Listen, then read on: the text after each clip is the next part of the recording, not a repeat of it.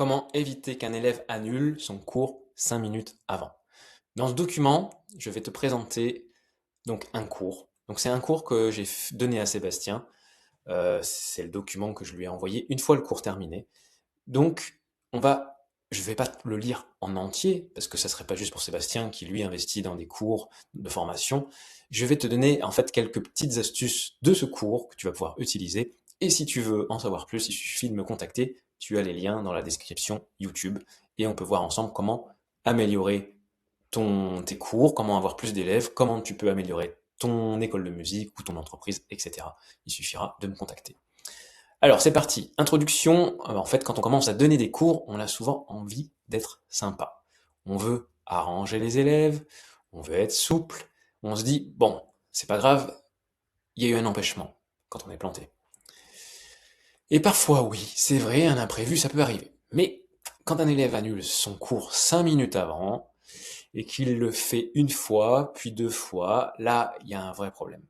Parce que le souci, ce n'est pas seulement l'annulation, le vrai souci, c'est que le professeur a bloqué un créneau. Il s'est organisé. Il a réservé ce moment. Il aurait peut-être pu donner ce cours à quelqu'un d'autre de motivé. En plus, ça fait perdre de l'argent. Et finalement, il se retrouve avec un trou dans son planning, sans paiement, sans élèves, et parfois même sans réponse derrière.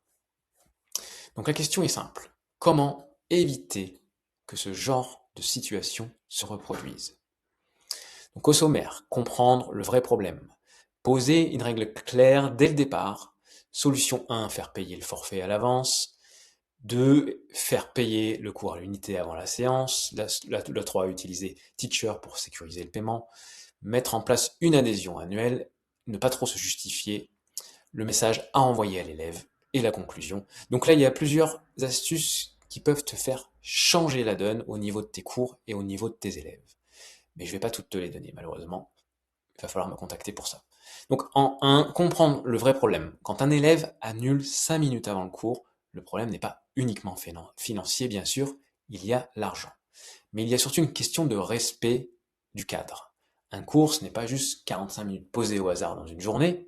En fait, c'est un créneau réservé. C'est une organisation. C'est un moment où le professeur s'est rendu disponible. Et quand l'élève annule au dernier moment, en fait, le professeur, ne peut pas dire à un autre élève, tiens, finalement, j'ai un créneau disponible dans 5 minutes si tu veux venir. Là, ça marche pas. C'est pas possible. Donc le créneau, en fait, il est perdu. Et comme moi, si tu as 30 à 45 cours par semaine, des fois, il y a des élèves que je peux pas prendre. Donc quand j'ai une annulation, avant, mais je fulminais, je m'arrachais les cheveux, j'avais même de l'eczéma dans la tête au point de me saigner, parce que j'ai des annulations chaque semaine, et encore aujourd'hui, il m'arrive d'en avoir entre 1 à 5 annulations dans la semaine, des fois le même jour, donc ça me fait des trous. Maintenant, je le prends différemment, je me dis, ah bah ça me fait une petite pause, ou je peux faire autre chose, je peux faire ce genre de vidéo par exemple, je le prends vraiment différemment parce que je le facture, et là, l'astuce, elle est dans ce doc. Et en fait, si on met aucune règle, l'élève peut comprendre inconsciemment que ce n'est pas très grave. Il peut se dire, au pire, j'annule.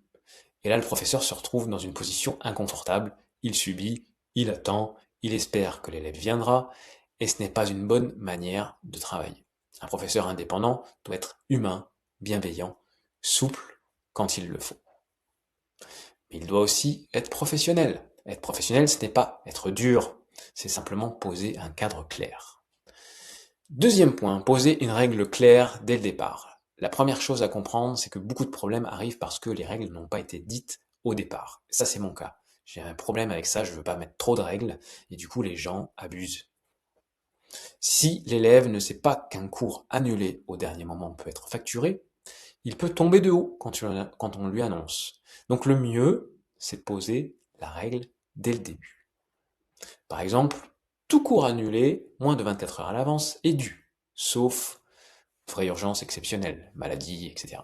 C'est simple, c'est clair, et ça évite les discussions interminables. Mais cette règle doit être annoncée calmement, pas comme une menace, pas comme une punition, mais comme un fonctionnement normal. Le professeur peut dire Je comprends qu'il puisse y avoir des imprévus, par contre, un créneau réservé est un créneau bloqué, donc pour respecter l'organisation de chacun, les cours annulés moins de 24 heures avant restent dus. C'est professionnel et surtout, ça évite de se retrouver à négocier au cas par cas. Parce que si chaque annulation devient une discussion, le professeur va s'épuiser. Troisième point, solution 1, faire payer un forfait à l'avance. Ça, c'est ce que font la plupart des profs. La première solution, c'est de proposer un forfait. Par exemple, 5 cours payables à l'avance ou 10 cours payables à l'avance. Cette solution est intéressante quand on sent que l'élève n'est pas très fiable ou quand on veut installer un engagement plus sérieux.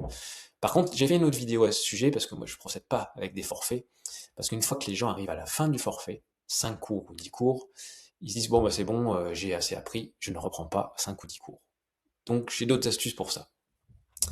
Donc en fait, parce qu'un élève qui a payé plusieurs cours à l'avance ne se comporte pas de la même manière qu'un élève qui paie seulement quand il vient.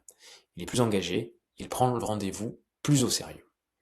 Et le professeur est plus tranquille. Mais attention, je ne présenterai pas le forfait comme une protection contre l'annulation, puisque ils peuvent annuler quand même s'ils ont payé leur cours à l'avance. Je le présenterai plutôt comme un outil en fait de progression. Par exemple, je propose un forfait de 5 cours pour installer un vrai suivi et vous permettre de progresser régulièrement. C'est ça qu'il faut dire. C'est beaucoup plus positif.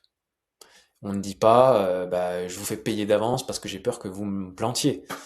On dit le forfait permet d'avoir un cadre régulier et de construire une réelle progression. Et c'est vrai, pour apprendre la guitare, un cours isolé, de temps en temps, c'est pas l'idéal. En fait, les gens ne progressent pas trop. La régularité, en fait, elle est essentielle, donc le forfait peut être présenté comme une vraie solution pédagogique. Solution 2, faire payer le cours à l'unité avant la séance. C'est-à-dire que tu peux demander des arts, la moitié du prix, ou faire un virement via PayPal ou un virement bancaire. Si le professeur ne veut pas mettre en place de forfait, il peut simplement faire payer le cours à l'unité, mais à l'avance. C'est une solution très simple. Le principe, en fait, le cours est confirmé, en fait, quand le paiement est reçu. Pas de paiement, pas de créneau, définitivement bloqué. Ça peut se faire par virement ou par un autre moyen de paiement simple. L'avantage, c'est que le professeur garde de la souplesse. L'élève n'est pas obligé d'acheter 5 ou 10 cours. Mais il comprend que réserver un créneau, ça engage.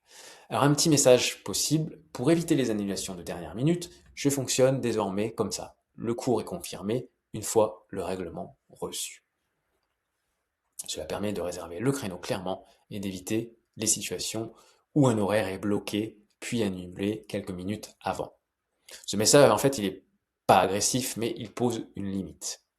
Et parfois, c'est exactement ce qu'il faut, en fait, parce qu'un élève qui annule 2 fois 5 minutes avant a déjà montré que le fonctionnement actuel ne marche pas. Donc il faut changer le cadre. Solution 3, utiliser Teacher pour sécuriser le paiement. Et c'est là que je m'arrête, puisque ceci, en fait, c'est un cours que j'ai donné à Sébastien, que je forme, et ça serait injuste que lui ait payé et que je mette son cours en fait sur YouTube. Donc si tu veux aller plus loin, si tu veux que je t'aide à trouver des élèves, à te former pour développer ton entreprise, prendre des cours avec moi pour être un futur prof de guitare, n'hésite pas à me contacter. Tu peux trouver un lien sur ma communauté School pour participer, enfin faire partie plutôt de ma communauté de professeurs, où on s'échange des élèves, on crée un réseau, où on se transmet les élèves, c'est-à-dire s'il y a un élève qui préfère la théorie, moi, je l'envoie vers Lucas. Si Lucas a un débutant, il me l'envoie, etc. On se fait des échanges d'élèves et on peut t'aider à développer ton entreprise. On reste connecté. Donc ça, c'est sur School. C'est une plateforme privée que j'utilise. Je paye un forfait pour ça. C'est gratuit. Et en plus, tu peux prendre un appel avec moi pour discuter de ton projet. C'est gratuit. On prend du temps ensemble pour voir comment tu peux donner des cours de guitare. Voilà, je te souhaite une bonne soirée et à la prochaine pour la vidéo suivante. Ciao.